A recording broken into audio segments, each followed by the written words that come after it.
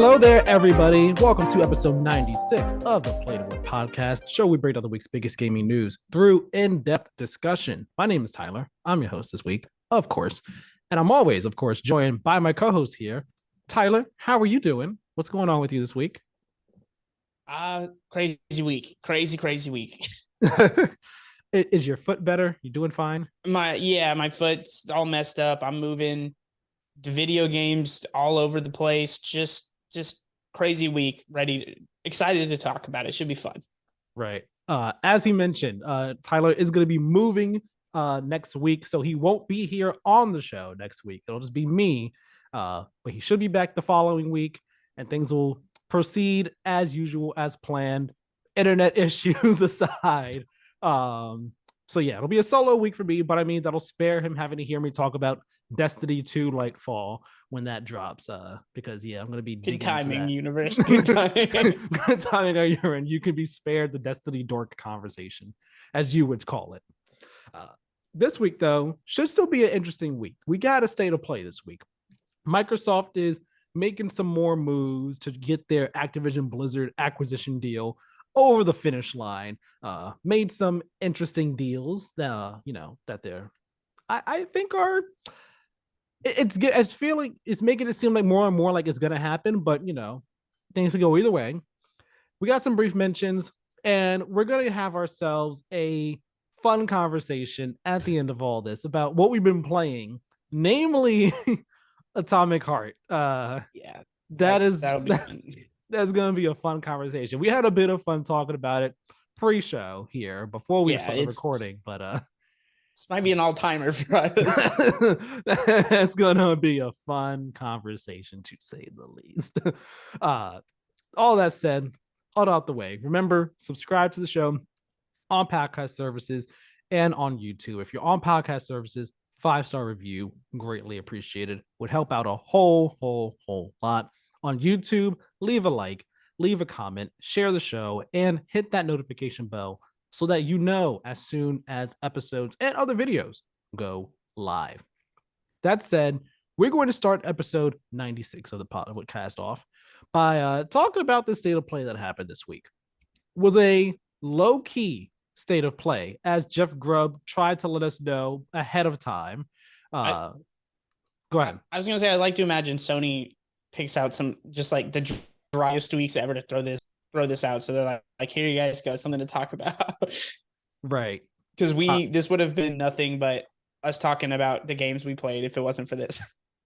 Yeah, I mean, there were some other things we would have done. Maybe like we would have, expanded the Elden Ring discussion. We'd have a bit later. We might have just expanded that some more. But no, this added some spice to the week, added some zest, as it may be. Even if the state of play, in my opinion, was okay, it wasn't an all-timer. I don't know if I'd say it was great. Oh no, not at all. Yeah, I wouldn't say it was great by any means. It was good at best, okay at worst, in my opinion. I think people might have had super high expectations for some reason because it's been a bit since we've had a state of play. And people are eager for a showcase now that we're in 2023. We know Spider-Man's coming, but that's all we know about for this year. So people are eager for some stuff from Sony, and might have placed a little bit too many of their chips on the table for the state of play here. Your fault, not mine, not Sony's either. But I think overall, fine show. We'll go through it. Some of these we might talk about a little bit longer than others. First up, though, we got 5 VR2 games, and I'm actually into some of them. The first one being this game called The Foglands. It's coming PSVR 2 only, and taking a bit from the blog post from PlayStation blog, describing the game. It says here, in this world completely coated by a toxic fog, you're a part of a community forced to live in an underground bunker called The Hold. Within the community, there are scavengers who maintain the survival of their shelter called runners. These runners are the few who are brave enough to step out into the dangers of the fog. The story picks up as you play as a new runner on their first mission, which ends in a complete disaster. Afterward, you meet a peculiar fellow who wants to strike a deal, a mysterious character dubbed the Stranger. He promises a slew of boons, rewards, and as many chances as it takes to hunt down a great creature that is directly threatening your home. With your goals aligned, why not strike this deal? It's coming this year. And if you haven't seen the trailer, and if that description doesn't really give you too much of a vibe, it's like a supernatural Western shooter that we got going on here. And it's an action roguelike type game as well. I really like the style of it. I really like the vibe that it had going on. The gameplay looks like it's fun and exciting.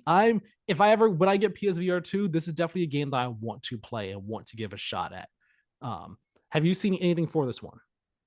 I have not. I was debating pulling up a YouTube trailer right now. I don't know. I saw the list, announced, and it was just like, yikes. I don't know. I don't know if I want to.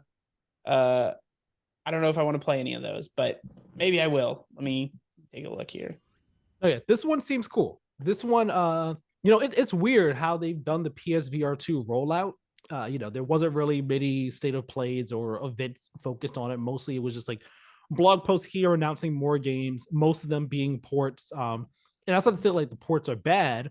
I'm sure that they'll probably be playing the best on PSVR2, given the specs and the tech behind the PSVR2 and everything like that. But it's just been weird. It's been weird, and I mean, it's already a struggle with VR games because with VR games, it's hard to show show people what makes them so cool and get them interested in it when it's really that you have to experience yourself. But the more games that they've shown for it, the more I've been like, this seems cool, and I've gotten more excited and hopeful for the promise of PSVR2 and what it can eventually grow into, and the support it will have. And this is one of those games that makes me think like, yeah, there are going to be some cool, solid games here on PSVR2 from third-party developers and all like that. Yeah, it looks all right. He's like, that's fine. It's fine. I feel like if you've seen one cartoonish shooter for VR, you've seen all. Which is a fair assessment as well. I'm not to take that away. That's a fair assessment. Green Hell VR got announced. It's a survival game in a jungle. 2023 didn't really tickle my fancy anyway. One that did kind of tickle my fancy is this game called Synapse or Synapse, however you want to pronounce it. Developed by nDreams. It's a black and white shooter, like really action heavy, fast paced. You have like these telekinesis powers that you could use to like lift up objects and people. So like you can see in the trailer, they like grab a person and pull them towards them and then pop them in the head and all. Using cover is like seems like a real key part of the gameplay and everything like that. It seems really cool and really fun. I don't know. It gave me kind of like pistol whip vibes in terms of like the action, like the pace of the action. Just in a more open, not so rail heavy linear space and direction. Yeah, probably concerning. There's like literally one corridor shown in the whole trailer, but it does look stylish. Again, it's weird. I don't think I get up much for VR shooters. Despite loving the shooter genre, both the games I'm talking about this week. Well, one of them's kind of shooter. Atomic Heart is what that is. We'll talk about later, but like I do love shooters. Talked about how much I've been playing Modern Warfare 2 recently and everything, but like some about shooters in VR just feels weird because it's the whole camera movement and shit. Pistol whip works, but that's so arcadey that I think that's what makes it work. So I don't know. You know what I want. Astrobot. Just yeah. PSVR2 is dead to me. No, yeah, I get what you mean when like you say that shooters in VR don't really excite you. For me, it's not that side of things for me. It's more so like I still get excited by them, but a shooter in VR seems like such an easy thing to do. So it seems like it's so commonplace seeing shooters in VR. So like when you see one, it's like, oh, it's another shooter in VR. Okay, nothing. You have to be more than just a shooter in VR to be exciting at this point in time because of how I say easy it is to do. Easy, obviously, it's not easy to make any game, but just like, in theory, it just makes sense to make a shooter as a VR game. So of course, like it's like, okay, that's commonplace. You get the irony is that I think for us not being game developers, first person perspective always seems like a more natural fit. But from what I've seen of what works in VR, that's not always the case. Interesting. Unless it's an on rails arcade like experience, the first person almost kind of, because of the motion sickness, provides issues, you know? Yeah, I haven't had that experience, but I mean, I've only played very few VR games. So, but I want to play more. I do want to play more. Synapse does look awesome though. Coming this year. All the VR games that they showed in the state of play are coming at some point this year. Then we got a trailer for Journey to Foundation. It's a sci-fi narrative adventure based on the book series Foundation by Isaac Asimov. We see a bit of stealth, some powers in there. It seems like it'll be a cool narrative-based game, which I don't think we see too much of in the VR space. Again, someone outside looking in, I don't really see or hear too much about narrative-focused, narrative-heavy games in VR and all like that. So this one intrigued me. It had me intrigued. I think the Walking Dead Saints and Sinners, that might be narrative based, right? It might be, actually. I think you're right on that. That and like Moss are the only real things I can think of. Any Moss is like, is a narrative. Yeah, I haven't played Moss yet, but I do want to play it. I want to play that in part 2. I played the demo, and I was like, oh, this is cool. It was one of those things where it was VR. We wanted to play everything, but then we spent a lot of money.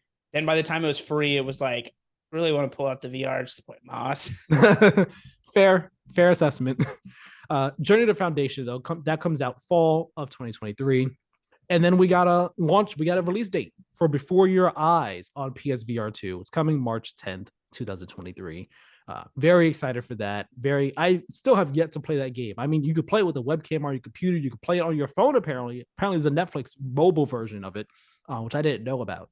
But I want to play this game in VR. I think that'd be like the ultimate immersive experience with it. So when I get a PSVR 2, I will definitely be there playing Before Your Eyes. That'll be one of the first ones I play, almost certainly. Yeah. Yeah, for sure. You won't catch me tricking myself into saying I'm going to play any other game in this VR slate other than this. This for sure, though, is one of those ones everyone talks about. Seems very incredible. And it's like, yeah, I didn't know. I heard about the webcam, which sounds interesting, but I wouldn't really want to do it. I didn't know about the phone, but I want the optimal experience for something like that. Yeah, exactly.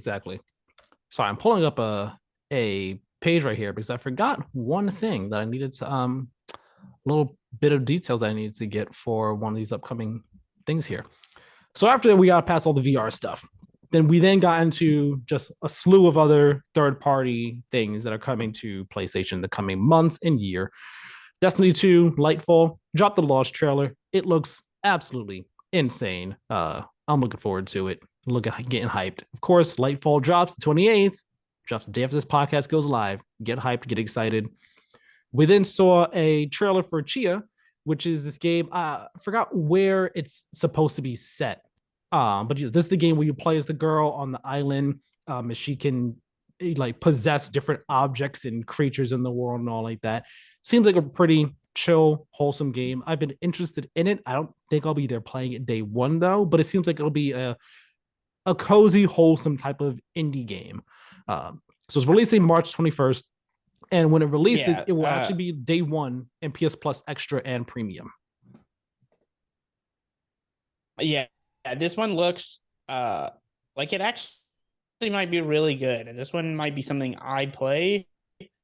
Really depends on what else I'm playing at the time, because we also have Resident Evil 4 coming out 3 days later. So a bit of a tough spot for it just based off that, but does play. We already knew it was coming, so it's like not like, oh, it's some big thing, you know? Yeah, exactly. Past that, though, we then got updates on what's coming to PS Plus for the month of March. So we know that PS Plus Essential for March, which is the base level of PS Plus, we will be getting Code Vein for PS4, Battlefield 2042 for PS4 and PS5, and then Minecraft Legends for PS4. The extra and premium games are going to be Chia, which we already mentioned just now, Uncharted Legacy of Thieves Collection for PS5, Immortals Phoenix Rising, PS4, PS5, Rainbow Six Extraction, PS4, PS5, and Ghostwire Tokyo, PS5 only. I think it's a good set of games right there. Good set of games for the extra and premium catalog that we know of as of right now. Who knows? More might be announced once we get into March. Now, this next one Yeah. Very interesting. Very interesting. This next one here. I feel like we've heard about it before, but haven't, at least I haven't heard too much about it. But it's very intriguing. Humanity over here, from the creators of Tetris Effect and Res Infinite. This game is very very weird looking and bizarre, but I'm into it though. I'm into it. You control this. Actually, no, I'm just gonna read the description that they have on the PlayStation blog. The description says, "Stranded at the end of the world, people have lost their sense of purpose. You awake as a dog, enjoying the people in a series of trials, i.e., stages, attempting to guide them towards pillars of light. With one simple woof, you issue commands to your followers, commands they will follow blindly, no matter the sacrifices involved in doing so. You could tell them which direction to walk, make them jump, have them float in midair, and more. Even have them fight against their enemies." It looks so weird, but so cool and creative and interesting. What are you thinking about Humanity? This looks like a game I don't want to play. Really? I could see you going either way on it. No, that's 100% something that does not excite me even a little bit. Really, what about it is it that like just doesn't tickle your fancy?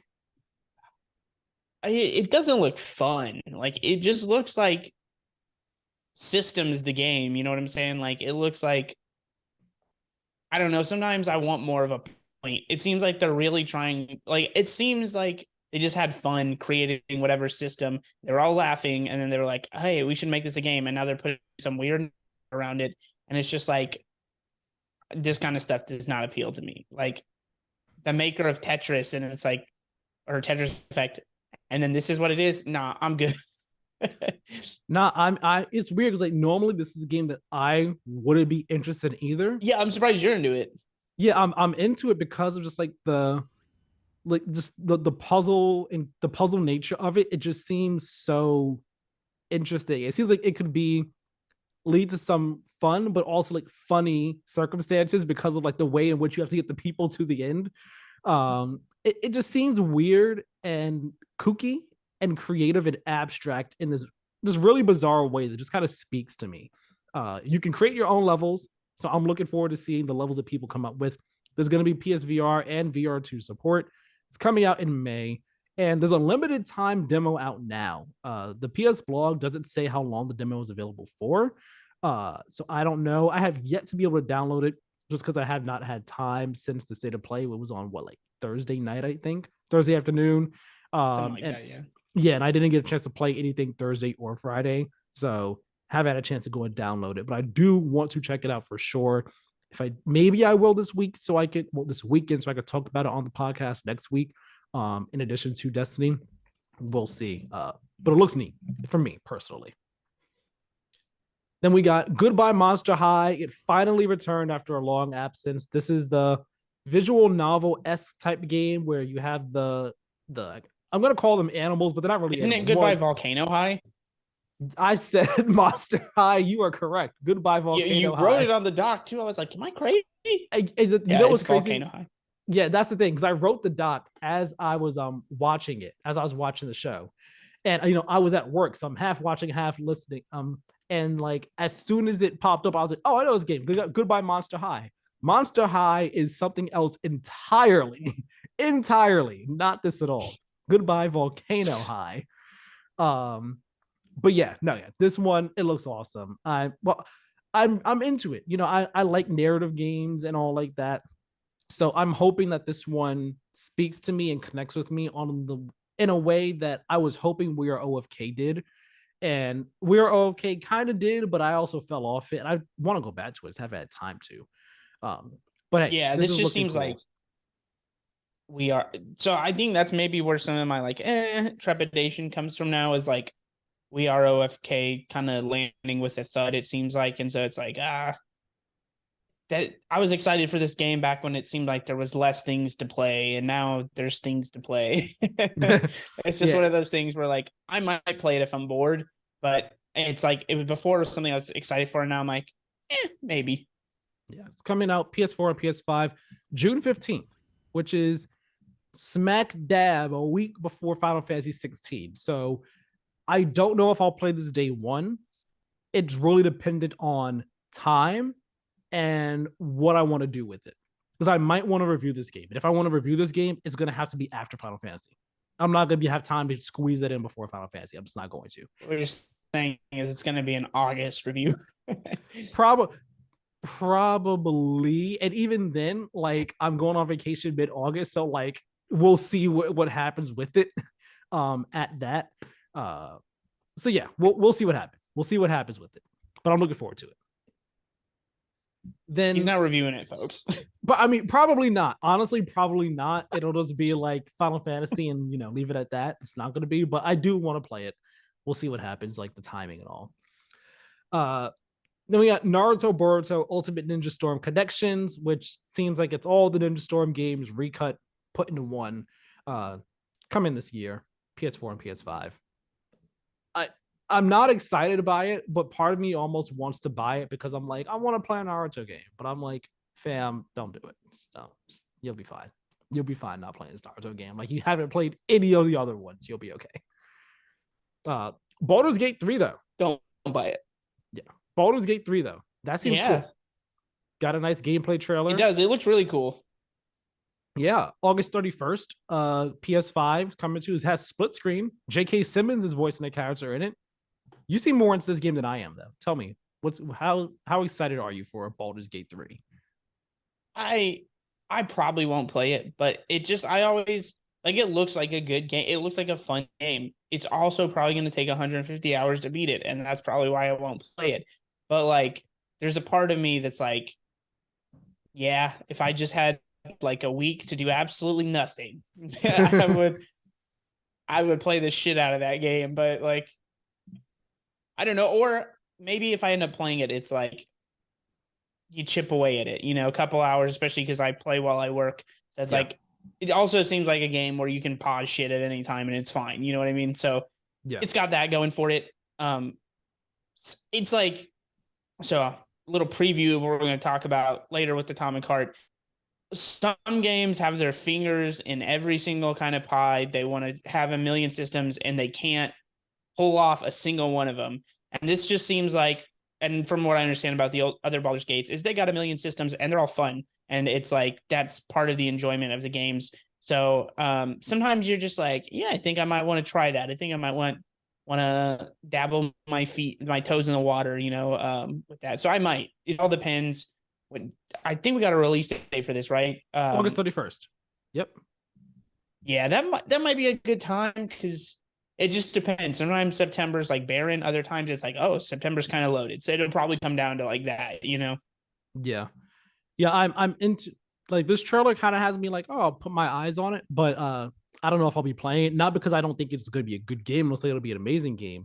It just hasn't really interested me before. I don't really know too much about Baldur's Gate. So I'd have to, like, research more, see more about it and all. And even if I did play it, it wouldn't be day one. It'd be like a down the road, like a year or so down the road, like backlog type game. Year down the road. Well, I mean, it's because of how low it is on my interest scale. Like, I know it's not fair. Like the types of games I would more likely be into playing and all like that. Like, this is one where I'd be like, let's look back on that, see what people were saying about it, see what it's like and all, and then get into it and all. So that's where I am. Wayfinder got a gameplay overview, beta, February 28th. Exclusive early access, PS4 and PS5, starts in May. I know you're not into this game. I'm looking forward to it, though. Then we got Street Fighter 6. They, revealed the final 3 characters for the launch roster. It's Zangief, Cammy, and then a new character, Lily, who is a descendant of the Thunderfoot tribe, which is the same as the character T-Hawk, who I don't believe is in this game. Again, Street Fighter 6 continues to look awesome, continues to look great. I definitely want to play it. Not a Street Fighter person, but I'm definitely playing that game at some point. Resident Evil 4. I've become more and more convinced that, like, especially with the story mode, it's like, why wouldn't I play it? It does come out at a time where other stuff is coming out. So it's like, maybe, but then there's probably nothing in July. So maybe that's something in July, it's $40, And so it's just like, oh, buy Street Fighter 6 and I'll never play multiplayer. But like, if I'm fine wasting $40-$50 on a 10-hour story mode where I can be like, oh, this is Street Fighter, huh? Yeah. And then but it looks cool. It looks really cool. I love the art style, and it seems like from the like Street Fighter, like 4 was such a big deal, and 5 was like mid as hell, and then now this is like everybody that's played it had hands on it, and then of course the visual representation. It just seems like all the little stuff. This one matters, so this is going to be like Street Fighter is important again. So if I get a chance with a single player to be a part of that and get to play it and be like, oh yeah, this is actually really well made, and I see why people love this, even if I'm not going to ever be play it like as a multiplayer game. You say that, but question, do you think if you do the single player and you get really into it, do you think that you could see yourself possibly being so into it that you like dabble a bit in multiplayer? I mean, I could see myself playing 3 matches just to see how bad I get my ass kicked, but I'm not good at fighting games. So my career at fighting games began and ended when I was really good at Dragon Ball Z Bukai as a kid. I could whoop every. I lived in an apartment. We were all a couple little dorks that love Dragon Ball Z. I couldn't wait to get that game, and I like memorized every single combo, every single super in the game. Could do it by heart, and I could whoop pretty much anyone's ass any given day. Legit, you would think that'd be like the start of someone being super into fighting games, and have basically never touched one since. Okay, then. Well, that's the start and end of Tyler's fighting career of Dragon Ball Z. But hey, I'll pick up Street Fighter. I'll play it. Okay, it looks fun. I don't think maybe I'll dabble in multiplayer depending on how heavy I get into it. I haven't like gotten heavy into a fighting game since Injustice on the PS3. Like I love playing as Aquaman and Nightwing and someone else. I forgot who in that game, and Flash. Those are my 3 right there. But Injustice? Yeah, the first Injustice game. Okay, yeah. But haven't really been into one since then. I mean, there is Smash as well. But I'm talking more like the 2D, your quote unquote real fighting games. So yeah, I'm not even that into Smash, just gonna say it. It's not everyone's cup of tea. That's fine. I don't hate it. It's fun. I get it. I've had fun at parties. But like that's my thing. If I'm not in a room full of 8 people, I don't want to play Smash. You know what I mean? Yeah. Resident Evil 4, new trailer again, showing some more gameplay stuff, showing some more story stuff. Demo is coming soon. Mercenaries mode announced for it. People gonna be there day one. You're one of them. Hell yeah, I'm gonna be there day one. Capcom low key did carry this state of play. Yeah, they did. They carried. And they showed 2 games we already know are coming out in a month and in 3 months. Yeah. But I mean, they're probably going to be on a lot of people's top 5, top 3. I'm sure both of these games will be goaties for some people. Maybe 4 will be, because like with the way people regard 4, me never having played it and then getting this kind of really sweet remake, maybe this will be my goatie. Who knows? Right now, it's Hi-Fi Rush. High bar to clear. Yes, right now, Hi-Fi Rush definitely in the competition for sure, in the contenders list. But Resident Evil 4, yeah, I want to play that game. Looks amazing. It's going to be a GOTY contender for many people. Definitely will be. It's going to be interesting seeing how between that and Dead Space, like which one ends up being like the horror game GOTY for many. It's going to be Resident Evil 4, I think. I think so. I could see it going either way. I think Dead Space was, from what I understand, just too faithful. It's like it's Dead Space again. Fair. That makes sense. Then we got Suicide Squad, Kill the Justice League. 15 minutes of this. Saw some gameplay, got some developers behind the scenes talking, explaining things more. Just brief overview. Five years after Arkham Knight is when this game takes place. The mission we saw, the team has to stop the Flash to save Lex Luthor. They're fighting and never fighting all his enemies. Wonder Woman comes in and ends up stopping the Flash. She's not infected by Brainiac, so she's the only Justice League member that we know of that's actually okay. He's like, nah, the only way to stop us is you gotta kill us. Simple as that. She used the lasso of truth on him to get this information out. And I think it's safe to say that this gameplay, or I guess you could say gameplay reveal, breakdown, deep dive and all, didn't turn and change anyone's opinion on this game. It just solidified the opinion and the fact that this is going to be a live service game with co-op multiplayer as a heavy focus, and gear score and power levels being a core defining factor. And if you're into that, cool. If not, not for you. And that's a damn shame. Yeah, we were talking about it pre-show. I feel pretty confident in saying that this game's not going to be great. It will be trashy fun. It will be a bucket of chicken nuggets. It'll probably be a bucket of chicken nuggets. Like me and my brother I'll probably force him, his poor soul, to play with me. Just like, hey, you're spending $70 on Justice League. We're playing this. It's probably going to suck single player. That's the other part too. Like Gotham Knights, at least it was kind of mostly a single player game that like could be played co-op. This just feels like a co-op game. Like it feels like it's going to suck if it's single player. Well, here's the thing. They said it is solo and co-op. They said every mission has been designed for you to play with one player, two players, three players, or four players. And if you're playing solo, the rest of the team is filled out by bots. So like no matter what, you're playing with the full team there. So it's like it shows like it's purely designed to be a 4-person experience and all like that. And my thing is this, like watching the gameplay, I was like, I was like, this looks like this looks like fun. It looks exciting. The gameplay, the action, it's fast paced, it's kinetic. And you're like kind of flying up in the air with everyone. Deadshot, in my opinion, looks to be the most fun because of his jetpack and everything like that. But like the gameplay looks like it could be exciting and everything. The story looks really interesting.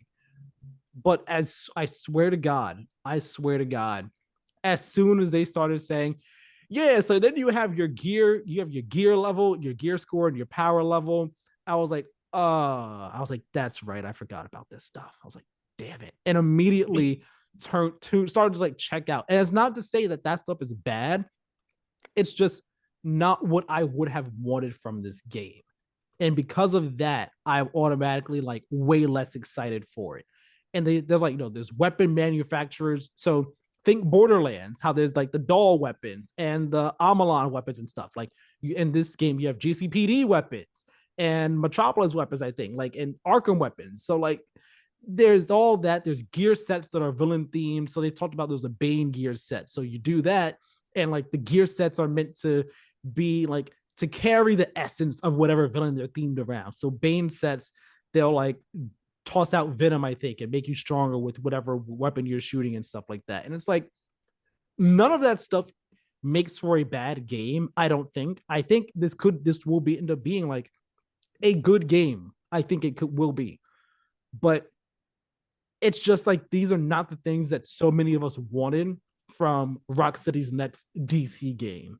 We wanted more of a single player focus. We didn't want the live service stuff. So many people, I'm saying. And seeing that it is going heavy on this live service stuff, because like it's not just gear sets at power level. Like they did say that they will be adding new missions after launch. They'll be adding new playable characters after launch. There is a battle pass that's cosmetic only. And it's like would have wanted just something that was more focused and not like this.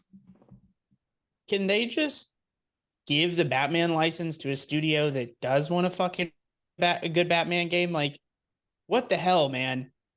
Like, that's what's honestly, when you think about it, when you break it down, that's what's so frustrating is that they're putting the A and the B team on this same bullshit. It's the live service stuff. We got Gotham Knights, and then we're getting this. That's what sucks about this. Like, if was it Rocksteady Vancouver? No, who's the team that made Gotham Knights? Gotham Knight. That was not Gotham Knight. The in between one. Oh, Arkham Origins. Arkham Origins, yeah. Yeah, Arkham Origins, that team was WB Montreal, and they also made Gotham Knights. Yeah, but they should have let him just make another Origins or something similar, had it just been a Nightwing game, that'd have been fine, or a Red Hood game, but like more solo focused, because I think with both these games, it's obvious it's coming from the top down that WB wants this to be a live service thing. And Avengers wasn't successful. Why do all of these studios think that superheroes are going to be the thing that works with live service? I know on paper it sounds good, but it never, to them, it doesn't sound good to me. But it seems like it doesn't work. Meanwhile, Insomniac is printing money because they're just making the Spider-Man game we all want. Right. It's like, just make something single player It doesn't need, and even if like again, I feel like even if this was like even if this is a 4-player co-op type game, you could remove the live service stuff and it could still be, I think it would still be, a fun, enjoyable game. Like you could do it in a way where like, Borderlands. I'm looking at Borderlands as an example. Like that's a game where you can play it solo or with 4 players, but you still have a great experience either way. In my opinion, I play the Borderlands game solo. I can tell you still have a great experience playing it solo, but it'll be better, of course, with multiple people. Or like even we talked about it before, but like if they wanted to make it so you could bounce between each of the characters on every mission, like something like that. But it just going the live service route, it's not the move. It's definitely, I saw people saying this online, it's a decision that's definitely seems like it was made in the when live service games were starting to take off in the height of them, but now we're like years into it and it's like, okay, we're kind of tired of them. We're kind of getting over live service to be pumped into so many games that don't need to be live service games. It also doesn't help. It requires, it's going to be an always online game, whether you're solo or not. You will always have to be online when you're playing Suicide Squad Kill the Justice League. So you can only imagine when those servers go down, game is done. Enjoy not playing that game 10 years from now. Basically, essentially. Yeah, it was a disappointing end of sorts to an okay state of play. And again, I don't think the core gameplay I think looks fun. It's everything surrounding it that's just like turning me off Suicide Squad entirely. But again, I do think I'll still play it. Maybe day one. If not day one, it'll be like later in the year on a sale or something, and that'll be solely for the story. I'm gonna play it. And I'm probably gonna roast it. Or maybe I'll be like, hey, it's trashy, but I had fun. Who knows? I wonder if it'll be a roast like the roast we got cooking up for later on in this episode. I wonder if it'll be as good as that. I don't think anything's gonna beat the heater that Atomic Heart's got come in later. All right. So now that we've finished talking about PlayStation, let's talk a bit about Microsoft and Xbox. This week, Microsoft was over in Brussels. They had a closed hearing at the European Commission regarding their Activision Blizzard. And afterwards, they held a press conference talking about it and talking about some deals that they have made to try and get this acquisition over the finish line. So, what are these deals that they've made? Namely, they are making a 10-year deal with NVIDIA to bring Xbox games to GeForce Now. And they have also signed a 10-year deal with Nintendo to bring Call of Duty to their platforms as well. I know we've talked about this a bit before on the show, kind of haven't talked too much about it, but this is a major update in the saga of the Activision Blizzard acquisition. Tyler, have you read into any of this? Do you have any new updated thoughts on this acquisition, your feelings on it, how likely you think it is to go through? Just that it's hilarious that Nintendo now has Call of Duty for 10 years. Like, we did it, baby. We're getting MW2 on the Switch. That was the dream. Yeah, I don't know. I'm so tired of this storyline. Just get Call of Duty on everything. Let's get to the end. Skip to the end point. Like, it's gonna go through, but there's gonna be some stuff they're gonna have to promise to keep some games on some things. But then they'll get to keep some to themselves. Like, I just want the fine details of what's gonna happen. And yeah, that'd be nice. But instead, it's gonna probably be like 9 updates exactly like this. Yeah, and like that. The only reason that I have this as a main story is because it is a big deal. These deals being made. I feel like it's worth talking about to some degree, to some level. I'm still the same mindset of you. It's like, all right, still trucking along with this thing. we're going down the street real slowly, but we're kind of picking up a bit of speed. Here's just a few little statements here. One statement about the Activision Blizzard, I'll say Activision Blizzard acquisition, about the NVIDIA deal. So that deal, it is bringing all Xbox games on PC to NVIDIA's streaming service, including Activision Blizzard games, if that acquisition goes through. NVIDIA had put out a statement. I just have a line here from their press release. They say, quote, the partnership delivers increased choice to gamers and resolves NVIDIA's concerns with Microsoft's acquisition of Activision Blizzard. NVIDIA, therefore, is offering its full support for regulatory approval of the acquisition, end quote. Previously, they were against it as well because of concerns of having Microsoft having too much strength, too much power in the cloud streaming space if they made this deal and all. But now that Xbox is going to be putting all their games on PC to NVIDIA service, which I didn't know too much about GeForce Now before today. Before today, all I knew was, okay, it's just another cloud streaming service that has a bunch of different games on it, like third-party games, whatever the case may be. It's not like exclusive to anything. But I was reading a PC Gamer review of the service, and yeah, it's actually one of the better ones out there because of the performance you can get from it. Like, you can stream your games. If you're streaming at the best settings, you're basically like playing on an RTX 4080, I think it is, or like a 4090. And it has games from a number of different services. So like any game that you have, I believe it's like in your Steam library, your Ubisoft library, any of your like PC gaming libraries, any games you have that are compatible with GeForce Now can be streamed through GeForce Now. So it's like 1,000 something games there. So adding Xbox games there now, like that's gonna just make the service even better. So I can understand now why NVIDIA is like, okay, you're putting your games here for 10 years. Our concerns are levied at this point. It makes total sense. For the Call of Duty side of things on Microsoft put out a statement. They say, quote, Microsoft and Nintendo have negotiated and signed a binding 10-year legal agreement to bring Call of Duty to Nintendo players the same day as Xbox with full feature and content parity, so they can experience Call of Duty just as Xbox and PlayStation gamers enjoy Call of Duty. We are committed to providing long-term equal access to Call of Duty to other gaming platforms, bringing more choice to more players and more competition to the gaming market, end quote. I think this is funny, in my opinion, because you might get the same features and content.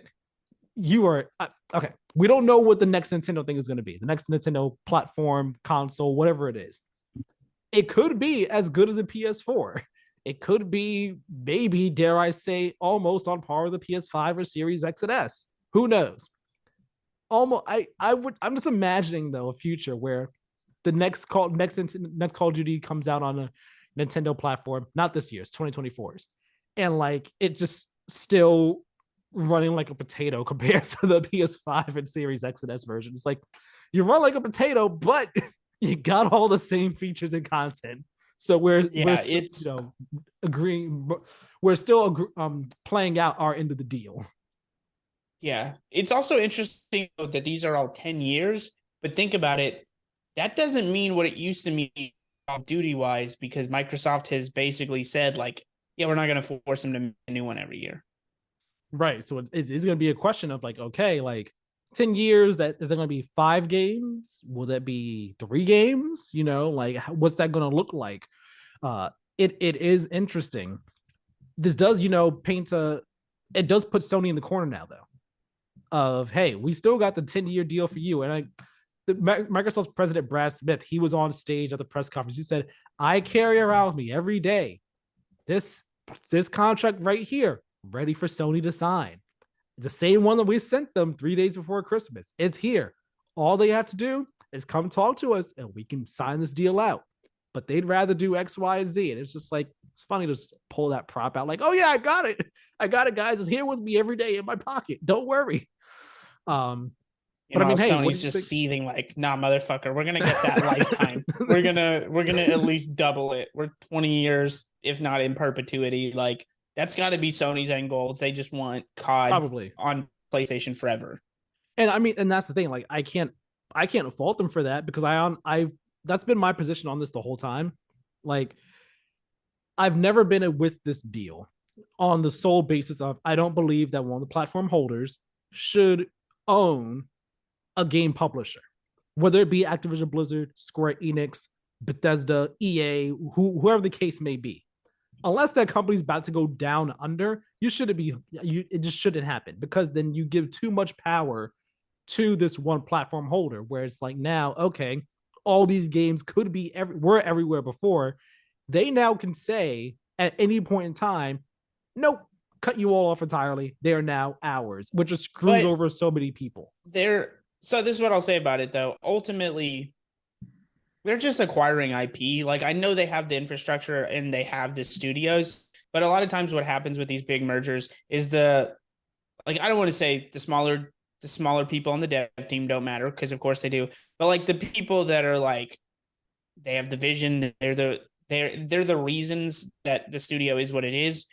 A lot of times they get a big, because like obviously it's getting sold, they're getting a shit ton of money, and they just walk away and they go do some passion project. So like Microsoft may have Call of Duty, but are they going to have B team, C team, D team Call of Duty? Like, we don't know if it'll be the same, because I mean, the fact that West and Zampella left and it ran as smooth as it is, it's a testament to like Call of Duty being a machine, but eventually machines break down, so maybe it's not as good, and all of a sudden Microsoft's like, well, shit, we got to reboot Duty because it's just not the same anymore, and blah blah blah. Ultimately, I think buying a lot of IP, and for the moment they're going to have good studios, but like that's never a guarantee. But they do have all these licenses, which I guess is cool, but at the same time, I don't know. Do you think this pushes the deal more in Microsoft's favor? Do you think it seems more and more likely that it's going to go through? Or, I mean, I know you've been of the mindset that it's going to happen anyway, but yeah, I assume it's happening. I think it probably just takes away Sony's leverage. Yeah. Do you think that this is going to affect the relationship between the two of them, but between Sony, Microsoft, and Activision Blizzard? Like, when the dust settles, whether it goes through or not, do you think it's going to be like, all right, we're giving like divorced relatives at the family reunion when we see each other now, just like give you the dirty look across the room? I mean, it's all just a bunch of suits in a room. They probably felt this way about each other beforehand. Now they're just probably like, oh, those dickheads. But like, I don't think, like, realistically, it doesn't actually affect more bitter at each other than they were before. Like, fair. Yeah, it's gonna be interesting. I'm sure that between Activision Blizzard and Sony, like, if this doesn't go through, like, they're gonna be like, we hate you, burn in hell. Come on now. I think I will say this as a last note. I think the longer it gets stretched out, right, I could see it being more and more stressful, especially for maybe some of those studio heads. I could see the second this thing goes through, they have to wait X amount of time, but I could see it like them just being like, I'm tired of this, some of the studio heads, and just taking that check and then leaving as quickly as they're contractually able to. Because I'm sure this is an exhausting process. Like, they're developing games and worrying about this and blah, blah, Yeah, that's something I never thought about. Maybe. All right, let's talk about some brief mentions this week. First up, Pokemon Presents. We got another one of those happening on February 27th, which is the same day this episode goes live. It's happening at 6 a.m. Pacific time, 9 a.m. Eastern. It's roughly 20 minutes long. So chances are you either skipped it to listen to this and you can go watch that afterwards, or you have already seen it by the time you're listening to this, so you know what happened there. It should be interesting. Pokemon, they always typically announce some interesting, good stuff there. Maybe we'll get DLC for Scarlet Violet. Who knows? I'm not going to speculate. We'll talk about it on the show next week. We got a 2 weeks from now. Or, well, you'll talk about yes, it. Me and you will probably briefly catch up about it. Yes, I'll probably catch up with you on like any major things that might have happened next week, just to get your thoughts on them. But I'll talk about this maybe a bit in depth next week. Nintendo Direct, focusing on the Super Mario Brothers movie, has been announced on March 9th, where we're going to get the final trailer for the movie. I don't think we need another trailer, but whatever. I'm going to skip this trailer entirely. We've seen enough of the movie. Nintendo, though, they also confirmed to IGN that they are indeed skipping E3 this year. They gave this quote to IGN. They said, quote, "We approach our involvement in any event on a case-by-case basis and are always considering various ways to engage with our fans.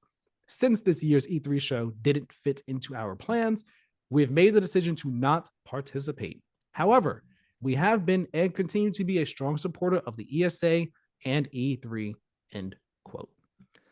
I mean, for us on the outside, doesn't really change anything. We would have just watched it on a stream anyway whenever they did the Nintendo Direct. But I mean, for those going to E3, it's a loss. They're not going to be there on the show floor like they normally would. And just optics wise as well, E3 losing Nintendo like that, it's not a good look optics wise either. E3's boned. Yeah. it's over for good. E3. Unfortunately. But yeah, as long as they still do Direct, I don't care. I'm sure they will. You know, whenever they do it, it'll be a good Direct, I'm sure. Assassin's Creed Syndicate. Normally this wouldn't be, you know, it's like, oh, wait, why are we talking about this on a brief mention? Well, this is one of the games when, you know, PS5 first came out, it had issues for doing backwards compatibility. There was like constant flickering. It has finally been patched to fix those flickering issues on PS5. So if you would like to go play the last somewhat OG Assassin's Creed style Assassin's Creed game on your PS5 and not have issues, you could finally go and do that. You know, I'm not going to, but it gets me nostalgic for Syndicate because I did like that game. That one was a fun one, in my opinion. All right. Mortal Kombat 12. That one got announced during an investor briefing from WB. And it's funny. They just said, yeah, this year we have the highly anticipated Suicide Squad, Kill the Justice League, and Mortal Kombat 12. And everyone was just like, okay, so that's how that got announced. All right. Looking forward to it. Apparently it's coming this year, though. Well, yeah, I hate how they got announced. Like, really, you couldn't let the team do it on their own terms when they wanted to. You just got to dryly announce it in an investor briefing. Sure, I guess. But we'll see when it gets announced. Yeah. Maybe. I mean, we knew it was coming, but still. Yeah. I imagine it'll be announced before, by E3 time and all. Speaking of fighting games, EVO 2023, the lineup has been announced. EVO is happening August 4th to the 6th. The lineup of games will be Street Fighter 6, Guilty Gear Strive, Mortal Kombat 11 Ultimate, Tekken 7, King of Fighters 15, Multi Blood Type Lumina, Dragon Ball Fighter Z or Fighters, and Ultimate Marvel vs. Capcom 3. I've never watched EVO, but I know EVO is super hype. So get hyped, guys. Get hyped if you're into EVO. Forza Horizon 5's second expansion has been announced. It's titled Rally Adventure and releases on March 29th with a new rally career mode. I got to go back to playing that game. I haven't played it in a very long time. Halo Infinite's Season 3, Echoes Within. It is starting on March 7th, bringing new maps, a new mode, new weapon, and a new 100-tier battle pass, of course.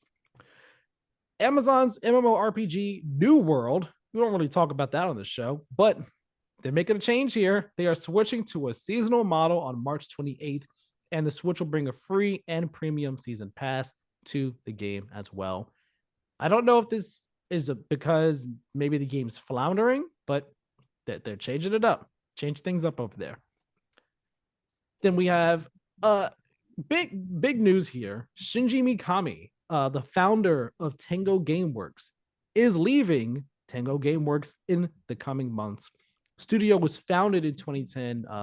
Mikami is yet to speak out about his departure.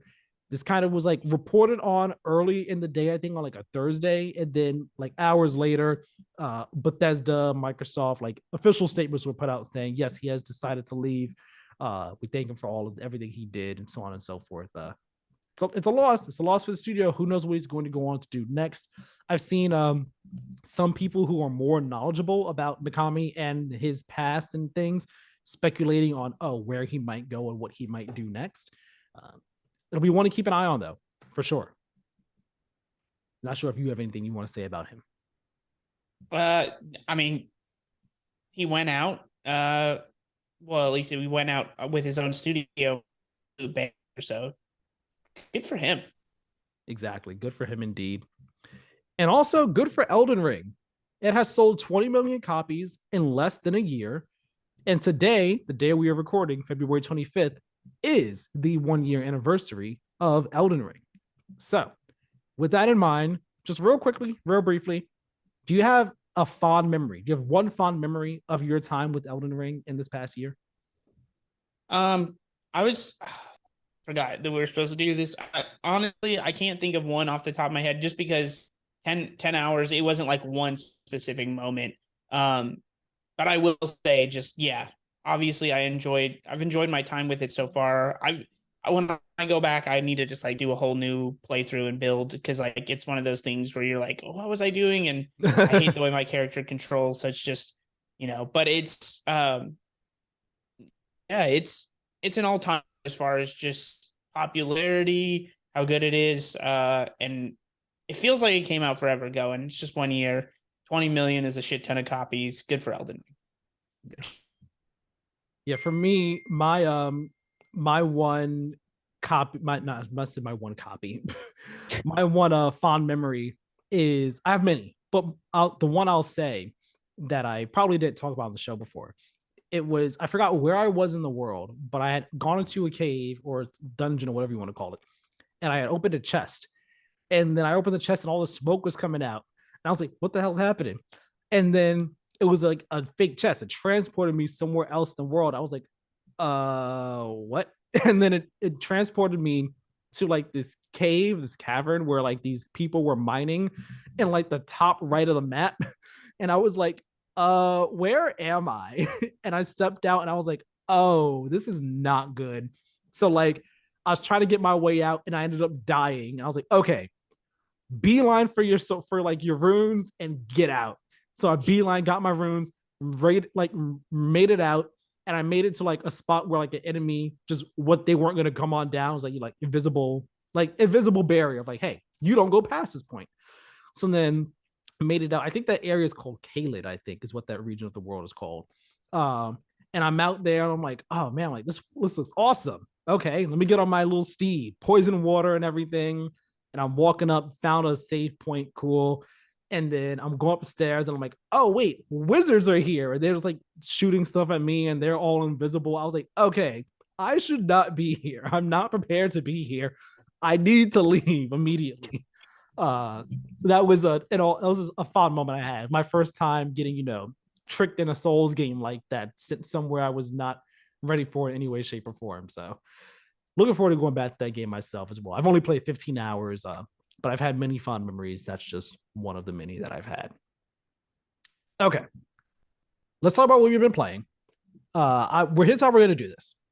We've each played three. Well, we have 3 games total. We both share Atomic Heart. I've played more Forspoken, a lot more, and Tyler has played Gears 5. We're going to do Gears 5 first. We'll jump to Forspoken. Then we're going to wrap this all up by talking about Atomic Heart. And that's going to be a fun discussion. Gears 5, though. Talk to me about it. Talk to us. Tell us about Gears 5. Yeah, I don't want to take up too much time but it is, but at the same time, I do want to give it its props because I was telling you pre-show, I mean, what a game.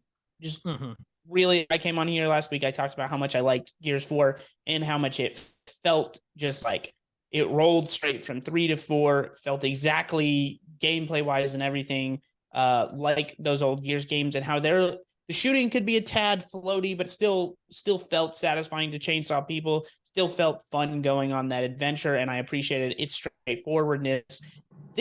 And I was apprehensive seeing that, like, oh, it seems like Gears 5 changes things, but I will say that apprehension was gone pretty shortly, especially with the combat. The shooting especially is just so snappy, so tight comparatively. I wouldn't quite give it like that, like best of the best shooting I've ever had. Like it's not quite with it's not like Doom 2016 levels of satisfying, or Bungie, just like, man, they, old Halos, and then especially and Destiny. I don't really play a ton of Destiny, but the shooting is phenomenal in that. And then of course the Call of Duty is like, whatever you want to say, those guns feel satisfying to shoot. And so like Gears is a little tier below that, but playing 4, it was like way below that, even though it's still fun. And this is just like, they're getting there, man. 6 may be on that level of those other ones, because it just was so much more satisfying. Felt like, man, I should be landing headshots and shit in 4, and then just started landing in 5. Chainsaw still feels good. The button map configuration, I didn't want to change it, but at the same time, like some of their updates it now kind of interferes with, but small gripes. And then story wise, they mixed it up. They changed it. They took some really ballsy narrative decisions.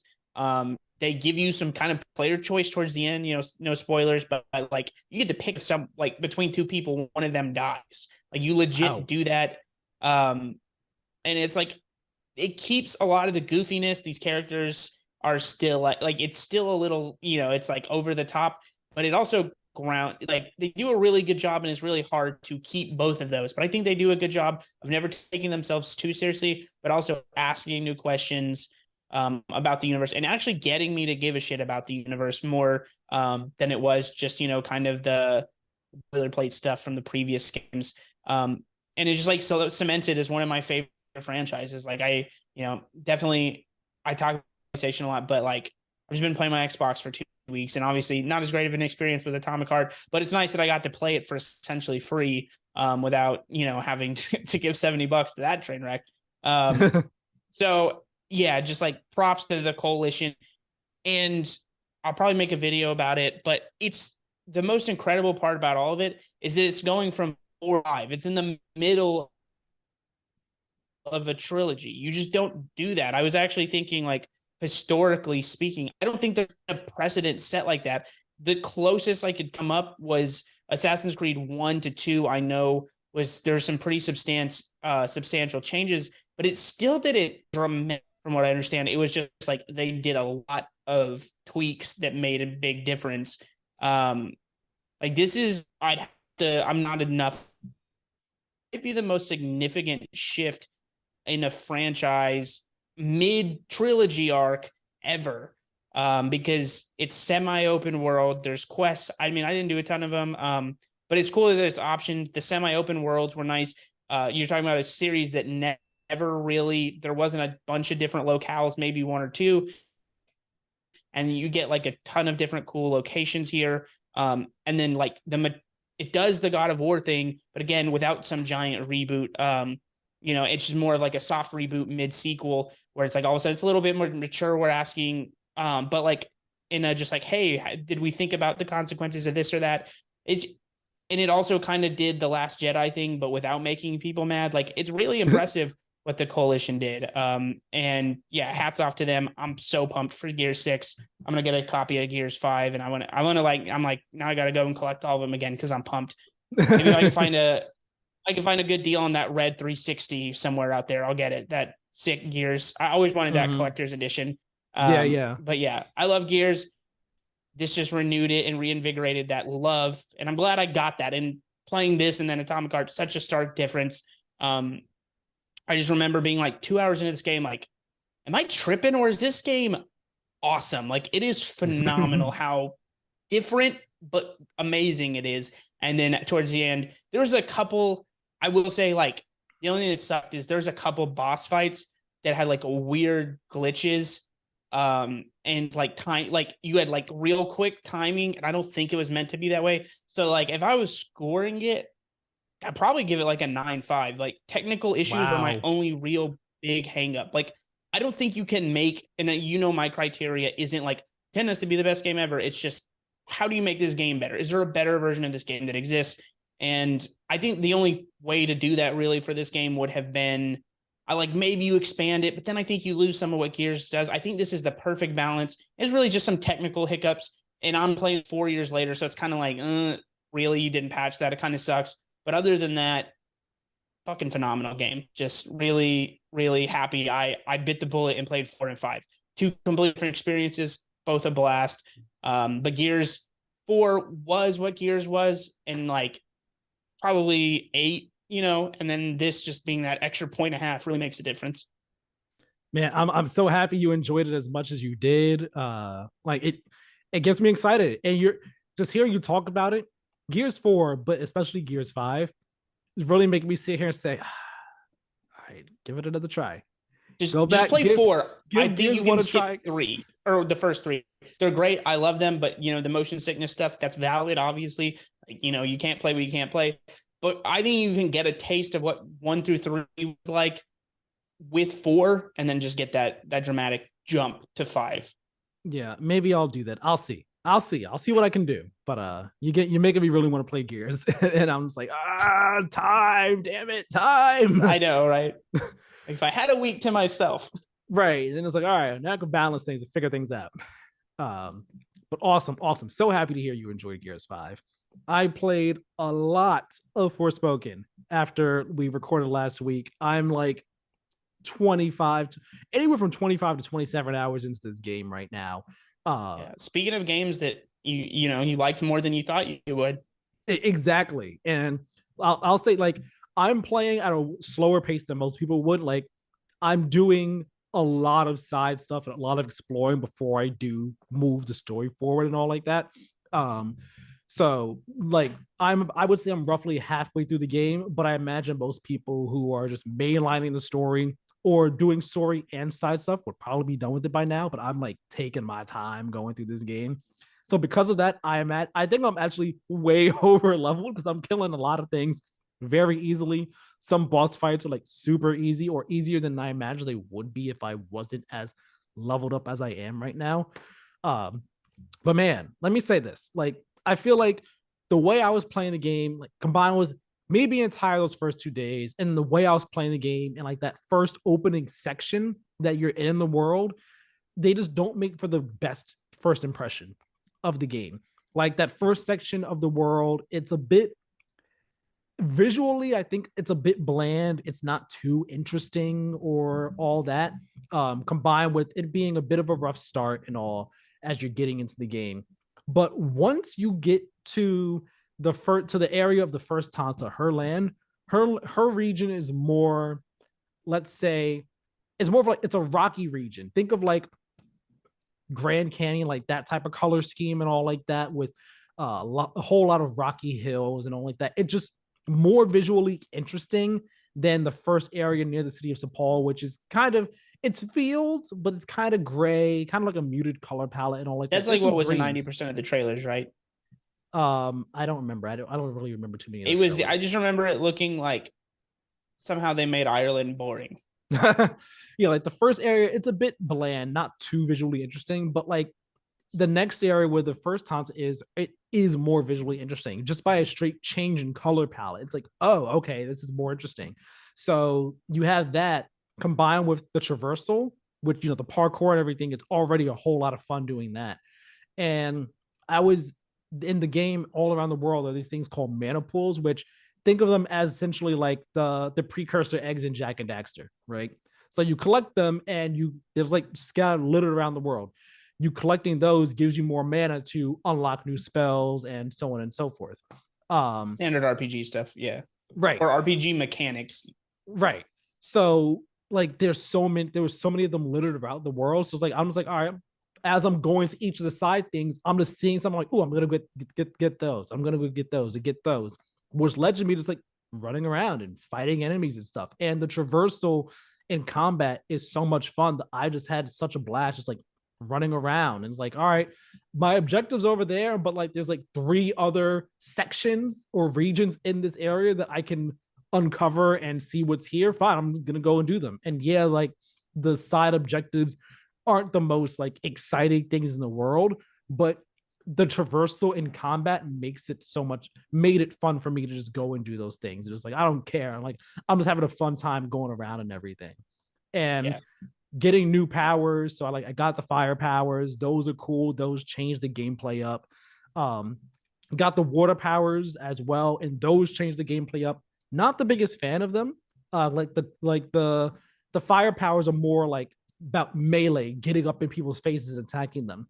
The water powers, they're more so ranged combat, like your earth rock powers are, but they're more focused on precision and defensive spells and all like that. So they're a bit tougher to work with and all, but still cool. I still like, they add some variety to the proceedings. The story also just like got way more interesting once you get to chapter 4. It just got way more interesting. I cared more about the characters, the things that were happening. Avo Alet, the region that the water tanta is in, I posted a picture on Twitter. That's the first region where I was like, this is beautiful. like just like visually stunning in terms of what the region looks like. Just I was like, wow, this is awesome. This is cool. Like I said this before when I played the demo, and I was like, there's potential here. I feel like there's potential here. You've got to get past certain things. And even as I started playing the game, I was like, all right, they fixed some of the issues I had with the demo, but it seems like some things are still there, but I think there's potential. And putting in like 20 hours in like 3 days, like I was like, yo, like I just had such a good time. And I probably still would have put that much time in even if it wasn't like hitting as hard as it was, but like I was putting that time in and I wasn't regretting it. It wasn't like, man, I want to do something else instead. Like I wanted to play Forspoken and just wanted to put more and more and more time into it. And it was such a great time. So like before, what the game would have been like a 7 for me, like now I'm feeling like a strong 8, maybe 8.5. That might be a bit generous, but like feel like a strong 8 on this right now. Like it was like before it was good, not great. Now I'm like, oh no, this is a great game, with issues that are there and all. So great time with it. Really having a good time with this one right now. Also, the writing is good. The writing is still good. There are funny lines in there. Yeah, let's not get crazy here. I wouldn't call that writing good. I'm not okay. I'm not saying it's amazing or top tier, but I'm saying like the writing hasn't like devolved into anything bad or anything like that. Like I've enjoyed the characters and all. The dynamic that you have, the back and forth between Frey and Cuff. It's something like it's grown on me more and more as the game has gone on, as opposed to the back and forth in Atomic Heart, which we'll talk about in a second. Like that back and forth is like, dear God, shut the hell up. Whereas this is yeah. Whereas Forspoken, like it's good. It grows on you, and I've enjoyed it more and more as things have gone on. I will say, is there a trend where it started and probably, hopefully, subsequently died quicker than the protagonist talking to their weapon? Like between High on Life, Forspoken, Atomic Heart, and the game that did it better than all of them, the Entropy Center. Like truly, like that's just, they should all go play that game and be like, oh yeah, that's how humans talk instead of this other shit. It feels like that genre has had a quick death, because none of those games, like I think people in general on High on Life were like, yeah, it's about what we expected. Yeah. But and nobody played the Entropy Center, unfortunately. So, but with Forspoken and now Atomic Heart, just two games that the general consensus with Forspoken, whether you feel that's fair or unfair, I think the general consensus is, yeah, let's not do this again. And in Atomic Heart, geez. Yeah. Overall, though, Forspoken, great game. I'm enjoying it. I don't know when I'll be done with it, because this coming week, Lightfall is coming. So Forspoken is going to get put on the back burner some. But I am enjoying this game very, very much. I will continue to be a Forspoken hater purely for fun, purely for the bit till the end of time. And you know what? I'm not gonna fight you on it. It is what it is. I'm sure it'd be incredibly mid to me and be like, oh yeah, it's a 6. You probably would, because again, like not everything about the game is like stand out. Like I said, like the side activities in the open world, like they are nothing to like write home about. The enemies, they can be really freaking stupid. Like it is not uncommon to see enemies in a fight straight up like, you're like, all right, here are all these enemies, and there's this one guy who's like ran off somewhere, but like they're still like why are you running off? Like where are you going? Like it's weird. There are things about it that's like there's jank, but I really enjoyed this game a whole lot, so that's where I am on it. And last, I mean, the game is the least, but the segment is certainly not the least. Yeah, let's talk about Atomic Heart. Do we have to? No, I'm just kidding. I mean, you certainly have to, because this is the game you've been hyped about. This game for so long, so long. Well, to be fair, when we say for so long, I had first seen it last year, and I was like, that game looks sick.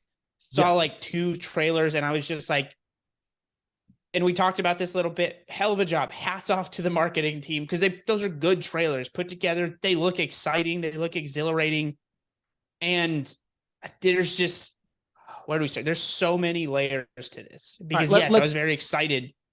Let's just lay out what the basic premise of this game is first, okay? For those who may not know, what would you say the basic premise of Atomic Heart is? Like plot or what the game wants to be? Okay, basic. Because those are two separate things. Basic plot premise. What is this? What is Atomic Heart?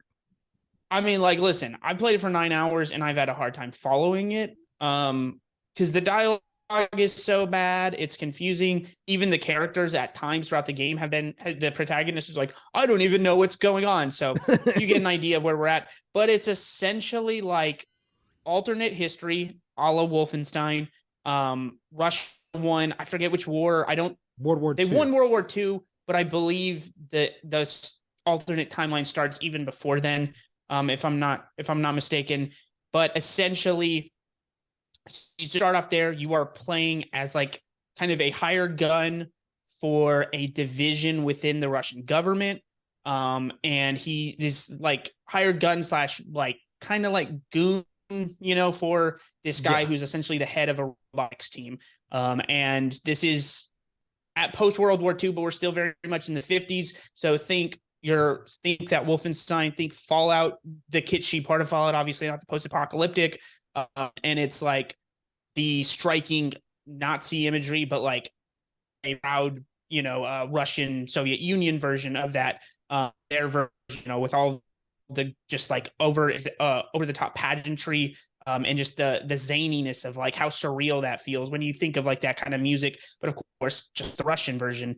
And essentially there's like been they're like, hey, it was just kind of a blip. It's like this like accident is how they're framing it, where all of a sudden these robots go haywire and start killing Russian citizens.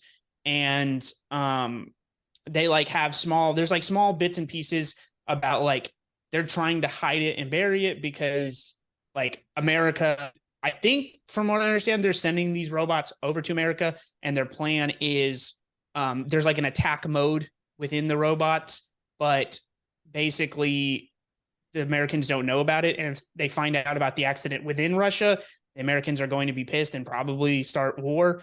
And so like they're trying to hide it, but also like understandably some of the government officials are upset about why did this accident happen, etc. And then it's like into the conspiracy of that. And like, it's very dumb. It's like a lot going on and nothing all at once.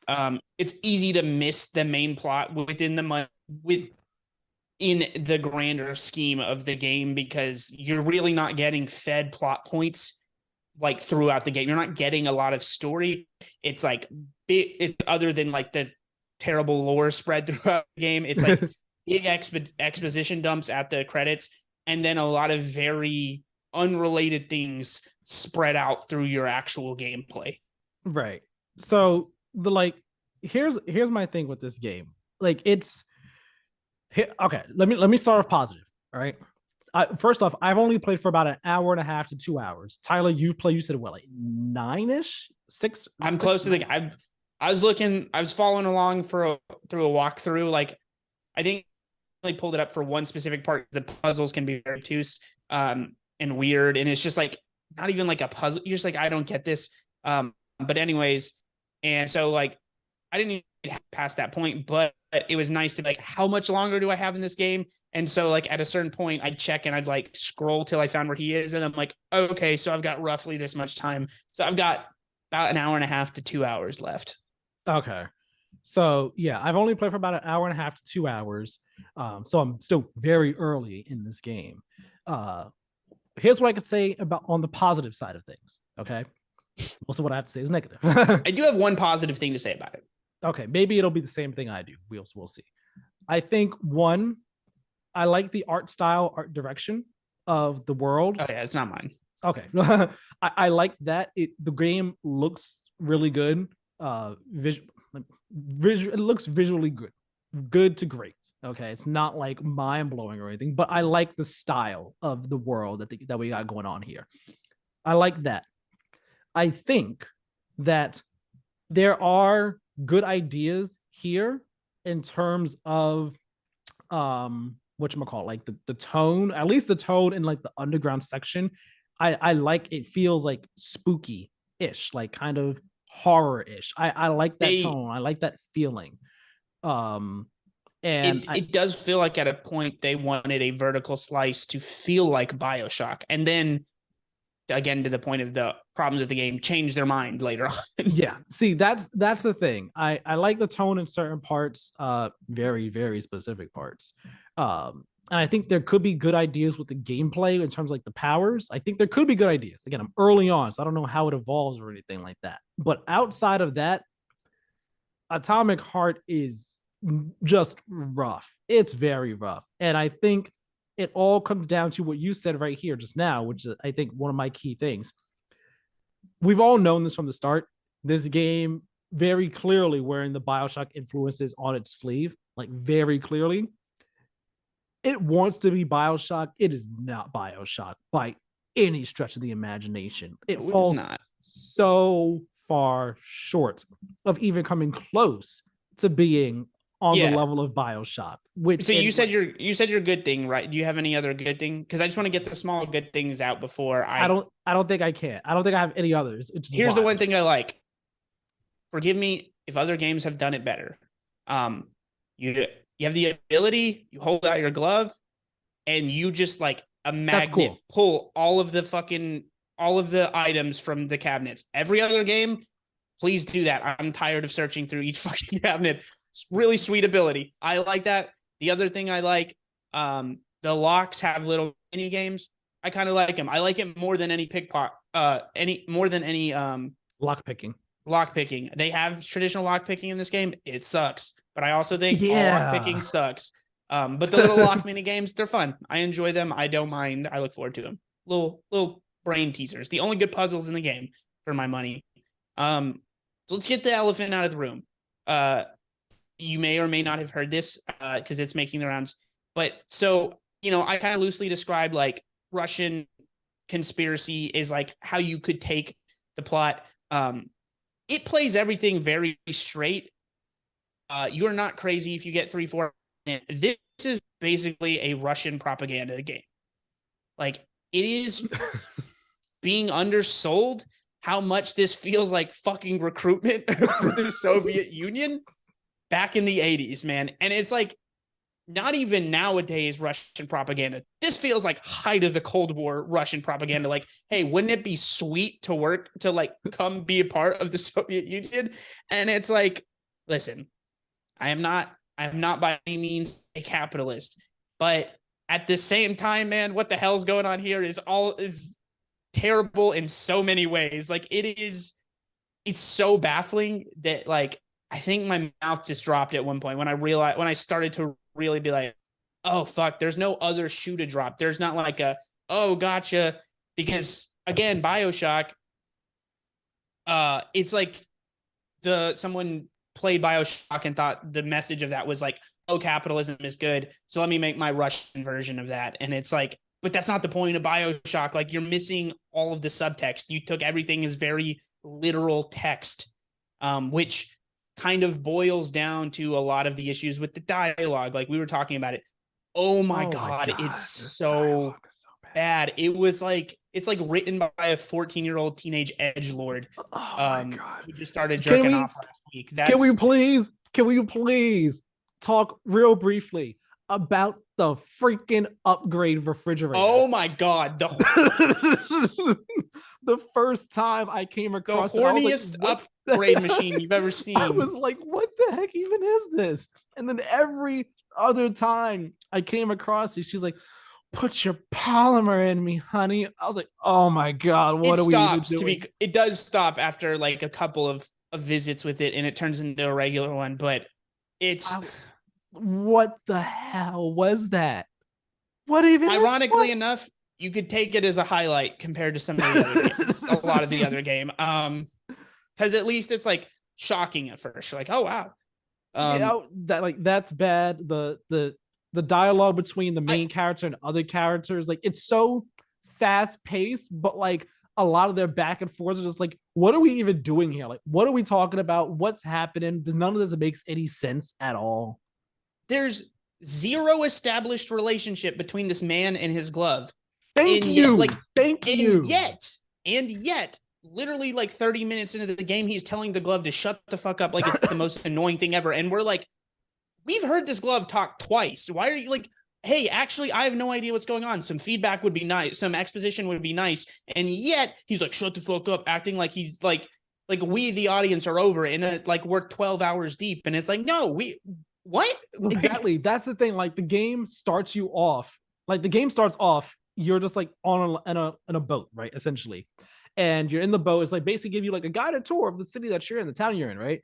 And like you start talking to the glove, and it's like it's trying to do as if like, oh yeah, we have this bond, like you kind of know each other already, but like, no, I actually know nothing about it at all like that. So like it's like, why are we having this like you want me to feel like oh, we have this like deep connection, but like I know nothing about either of you right now. Like it's just so weird. Like you're just dropping me in like 5 hours into a game, but no, like this is minute 1. Yeah. And I like, again, it feels like they're trying to imitate that BioShock moment, right? Because you are kind of just like, oh, wow, dropped into it. But it's like, it's about the little things. It's about pacing. It's about understanding what makes that work. They don't understand any of it. And like, let me be clear here. As bad as all of that is, it could still be a fun video game if the mechanics were functional. If it was fun to play, this game is a fucking drag to play. Yeah, I am spite finishing it. That is it. I don't know if I will. It's okay to make the player feel powerless, but there's a balance to that dynamic. If you make your player feel powerless and flood them with enemies, give ass stealth mechanics, and give like I was telling you, it feels like there's like zero balance on the camera because you get lost turning around real easily when you're flooded with multiple enemies, because it's just like there's no real directional sense. There's no weight to this game at all. Everything feels so weightless. Shooting feels like garbage. You know what? I'm 9 hours deep. I just literally before we got started the podcast, I was like playing it. I just got the rocket launcher. It's the only, like, the shotgun's okay at times. And it's like inconsistent, which is annoying and never feels like you really know what to expect when it comes out. The rocket launcher is the only satisfying thing because you know you're going to blow something, like, you know, it's a one-hit kill. Yeah. And see, like, I immediately, you said it before we started recording, like, the movement is so weird. Like, you feel it the second you get out that boat at the beginning of the game. Like, I'm thinking, okay, like, I'll push forward on the control stick, you know, it'll be like a mild walk. No, like, your regular pushing forward on the control stick entirely is like a fast move. And like, in order to do a slow walk, you have to ever so slightly tilt. And it's like, why is it like that? And then turning the camera, it's kind of fast paced. Like, it wants to be like a Doom in terms of movement, but you don't have any of the mechanics or the satisfying feel of a Doom at all. And then, like you said, when it comes to the shooting and all, like, shooting with the shotgun, like, I play a lot of first person shooters. I know how to play a first person shooter, how to aim and shoot. But dear Lord, like, I was trying to shoot hip fire with that shotgun when you first get it. And I was like, why am I missing? Like, what the heck is going on? There's no feedback in any way to perform. Even when you pretty much have to hip fire, because aiming down the sights, it's garbage. It is so bad aiming down the sights. You have to hip fire, which means it kind of rules out certain, like, guns for certain things. It's not like, that's the problem, right? Because it wants to do the BioShock powerless thing, but then at the same time, it wants to do the Doom thing. Hey, you're moving fast, a lot of enemies.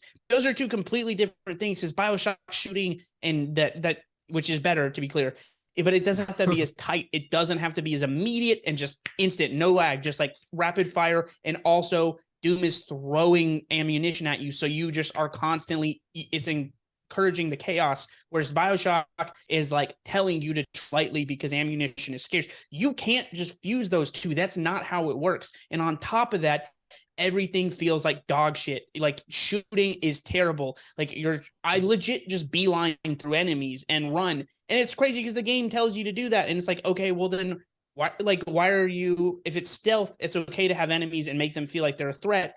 but there shouldn't be 100 of them because it feels overwhelming in a way that's just not fun. There's no tension to the anxiety. It just ends up with me just running through everything, like constantly. Like that's what I'm doing, getting from point A to point B, just running.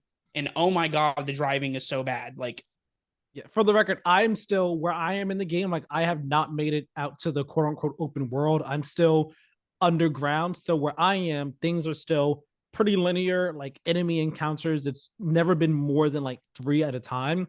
But like the robots in the game, and so I've only gone against like the base humanoid robot, nothing more than that. But like the way that they are, they they'll run up on you and like do like punches, and they kind of come up on you like kind of fast. But yeah, they also have moves where like they're about to do a move like really strong, they'll glow red for a moment, and they do it slowly with a slow build up, and then they fly across the room to hit you with that move, and you have to dodge out the way. You like press B to dodge, but it's like it's not that it's hard to dodge. I mean, it can be. It's okay in practice. It should be hard to dodge. It doesn't feel good in practice. It shouldn't be hard to dodge, but like I'll feel like, wait, I did it at the right time, but I still got hit, and like there's no feedback on getting hit. Like so, like if you got hit, you won't know unless like you can tell. Like you look at the screen because like there's no controller vibration at all that you got hit. I was like, wait, maybe I turned the setting off and looked at the settings, and no, there's no controller vibrate setting. Like what the heck? Like why am I missing like this key piece of feedback? The audio for when you get hit is like really low. So like unless you see yourself get knocked down, or maybe you hear the sound of you get hit, you won't know unless you look at your health and see, oh, I have less health than I did a moment ago because I got hit by this robot. Like it's just not a fun game to play at all. It's such a drag. And I read, so I pulled up Metacritic to take a look at some reviews. There was a 995. I'm sorry that person, I made this joke pre-show. That person's getting paid off by Putin. I don't care. So is IGN. Like I never once believed the conspiracy that people pay for reviews. I kind of believe it now, seeing some of these scores. For the record, I don't believe that. That does not happen. I saw a lot of reviews say it's ambitious. And at first I was like, yeah, I see that. I see how these systems. But the more I think about it, the more I play this game, it's not ambitious. It's a fucking kid that doesn't know how to pick what they want to eat. They said, I want pizza, ice cream, and spaghetti and tacos. But like, instead of eating it piece by piece, they were just like, well, no, we can throw it all on a pizza or something. And it's disgusting and nothing good. And it's like, there's vague taste of things, but like, it's just overwhelmed by how disgusting the blend of everything is, because they can't pick the goddamn video game that they want to make, because ultimately this is just a Russian propaganda film just tacked on the worst systems of all time. It's dreadful. It is like literally what I said when I saw this trailer is that I thought it could be really fun and really good. It's like BioShock but put NOS in its veins, and like that game still sounds rad as hell. This game is like BioShock if you injected chlorine into your veins, passed out, woke up in the emergency room, and we're just like, hey, what happened for the last 4 hours? That was the worst experience in my life. What this game is. Yeah, like I hate this game. I genuinely, I don't know if a game has ever made me fucking hate it this much. See, like I don't hate it. It's just like I'm thinking about like the melee combat, and like going back to what you said about how resources are scarce. Again, I'm still early on, so I don't know. Things may change a bit for me. They get like, somewhat more plentiful as you go on. And I told you pre-show, I hesitate to say scarce because you can't build them, but then it means you don't get to upgrade as much as you want to. So it's like, again, you're not really feeling progress, you know? Yeah. And it's like where I am early on in the game, it's like you have your melee weapon, like this axe type thing or whatever it is. And it's like, okay, you should definitely be using the melee weapon now as opposed to your gun, because there's really not much ammo for your shotgun at this point in the game. But the melee combat itself is still garbage. Not good. Like you have a light attack and a heavy attack, but like with how the melee combat feels combined with the speed of your enemies, combined with just everything else, it just never feels good. And like there are points where I'm like, all right, I'm trying to use my melee weapon against the enemies because I don't have much ammo, but I can't hit them, so I'm going to switch to my gun to kill them, or else I'm going to die right now. And it's just like it it doesn't feel good. And then another thing, and I'll say this as my last gripe with it. I don't know what the heck's going on with the pacing, or like, or just like common sense in the story. But the beginning of the game, you're getting your guided tour, and then everything starts going crazy, and the car you're in crashes, right? It crashes, you're unconscious, you wake up, and robots are attacking and everything. All right, cool, fine. Then you meet this old woman named Granny Xena. She's like, oh, she's like, yeah, she's this badass old lady, and she like fighting off robots and stuff. You're just like, oh, wow, okay, weird. But then she says, oh yeah, we've been doing this for 2 days. And I'm like, hold the phone, wait a minute. What do you mean you've been doing this for 2 days? You're saying that my character crashed, was unconscious on the ground in the open for 2 days and nothing happened to him, but I woke up and there were robots like 20 feet away from me? Like, that doesn't make sense. It doesn't make sense. So that's something, like, unless something gets revealed in the story later on that, oh, the robot attack happened on the ground 2 days prior. But that doesn't even make sense either, because you came down and were doing the tour and everything was fine for a while, and then you got attacked. So like, yeah, it just doesn't make sense. It doesn't make sense at all in my head. This is context included. This might be the worst video game I've ever played in my life. I don't know if I can say it is for me. No, it's not for me. It's not for me, but it's definitely not a great game at all. From the story being offensive to almost every aspect of the gameplay being bad, to it is probably, I'm trying to think, because I have read some bad dialogue in video games. It's probably the worst dialogue in a video game I've ever encountered. Like, it's so bad between him and the glove, especially. Like, whatever that scenes a lot of times will be standard military stuff. It's not good, but it's not offensive. But oh my God, the protagonist in the glove is just insufferable. You just want to like cut your ears off. This video game is atrocious. I can't believe, again, hats off to the marketing team, because they really cut together some sweet trailers.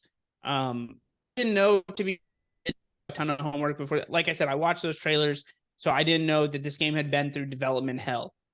You can tell. I will say, at least in good taste, they did not release the game. They said they did it because of the war with Ukraine, which I somewhat believe, but also this game probably needed every bit of polish it could have had. But like, man, it would have been distasteful to release it then. So I'm definitely glad they didn't do it there. Yeah. And I was telling you, I wish it had the audacity to at least be good, to be coherent, straightforward, so we could just mouth agape at how just crazy it is that this Russian propaganda thing exists as a storyline. So it could be like in this weird contrast of like, but the shooting feels great. This just feels morally wrong, but I don't know. Like, it would just be this weird thing that you could look back and show people, and like possibly they even play and just be like, look at this crazy fact of history. And instead you have to be like, it's like the worst video game you'll ever play, but let me tell you why it's insane. And that, don't fact check me for sure. I watched it on TikTok, but apparently, and if you play the game, it's like pretty easy to be like, yeah, I believe that a couple of the studio heads, I mean, not necessarily game, like on the boot game devs, but apparently some of the studio heads worked directly in the Russian government at relatively high level. That checks out, like, just based off how the game's overall attitude is. It's so frustrating. It is so awful in so many ways. I've never had, like, I want to be more fascinated by it, but instead I'm just mad. Yeah. I don't know if I'm going to finish it. Like you said, like, you're going to finish it. Don't spite finish it. I'm of the mindset where, like, I don't like to leave games unfinished. So like right now I'm like, all right, I want to play Forspoken. And it was crazy. The first night I was playing on Wednesday, I was like, I'd much rather be playing Forspoken right now. Talk about a game where I was like, man, looking at Forspoken the first few, I was like, I feel like this game could turn itself around. After I played Atomic Heart Wednesday night, I was like, man, I don't think this game could turn itself around. So like if I go back to finish it, it will be sometime down the road.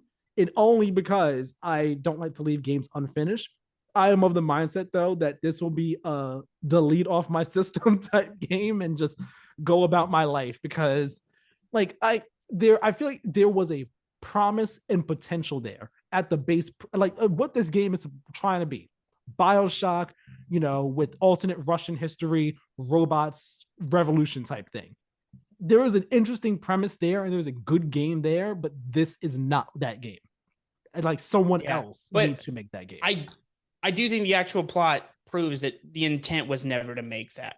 The intent was to flip that it was, while the actual game is like, listen, call me an arrogant American and maybe my only moment, but like, damn it, American exceptionalism when we put it in a video game, Call of Duty fucking rocks. Like that game was a lot of fun to play. Oh man, this game sucks. It's not fun. For a good game we lost, like the first year we did the WOTY, and I'm gonna bring it back this year, which is the worst of the year. It's inconceivable a game beats this. This is the WOTY. Congrats, Atomic Heart. The only award you're gonna win this year. Oh man. It's been I don't think we've had a time where you and I played the same game at the same time. Well, no, Ragnarok we played at the same time. There aren't too many games we play at the same time. It's fun though. It's been nice to have this one game we play at the same time that we both were on the same wavelength on. We were like, let's go. let's rip this game a new one. Yeah, pre-show you were just like, oh, yeah, Atomic Heart. And then I immediately started on that game sucks. And then there was this brief pause and I was like, oh no, does he think it's good? And you were just like, no. And I was like, oh my God. Oh boy. That was a fun conversation. I've been waiting to have that conversation. What a way to end the pod. Yes, I've been waiting to have that conversation. So I played it on Wednesday night. I knew if you're like, you're nothing but a hater, go listen to me literally just opine about Gears 5. Like I'm literally just doing nothing but celebrating a studio. I don't ever want to get the hater label. Yeah, like as a bit, I'll be a hater on Forspoken. This game sucks. There's no need to defend it. Just move on with your life. And nobody should finish it. I should be the last person on earth to finish this game. Everyone else should just move on. Move on to Destiny 2 Lightfall. It'll be a great decision for you. Whoa. Let's not get crazy here. That's been episode 96 of the Play to Win podcast. Thank you all so very much for watching and or listening. Check out the site, playtowingames.wordpress.com. So home for all of our content. So check that out. Hit us up on Twitter and Instagram at Play2Win Game. Follow us there for updates on the show and also chat with us there as well. Hit us up on YouTube as well. Subscribe on YouTube. Hit the notification bell there and subscribe on podcast services. Leave the 5-star review. Super appreciated. Let us know down below in the comment section how you feel about Atomic Heart. Let us know if you're liking it, if you are on the same page as us, if you're on the right side of history, the wrong side of history, whatever the case may be. Let us know your thoughts on it. What were you going to say? You had a thought. I was going to say, I don't think a lot of, I think right now it won't be a popular take that it's as bad as I'm saying it is. I think history will prove me right. Come back to this bad boy in 10 years and we're all going to have similar takes to what I have. I just have the balls to say it now. All right. Where can people find you? Good Game We Lost, TikTok, Instagram, YouTube. You can come yell at me if you don't like that opinion. I've got a whole slew of them, baby. Yes, he does. He does indeed. I've heard a few of them. You can follow me over on Twitter at TylerMiller2496, where I've been talking about, other games and things I've been playing and watching and all. So follow me over there. And yeah, that's it. Thank you all so much for watching and listening. We'll talk with you next time. Have a good one. Good one, everyone.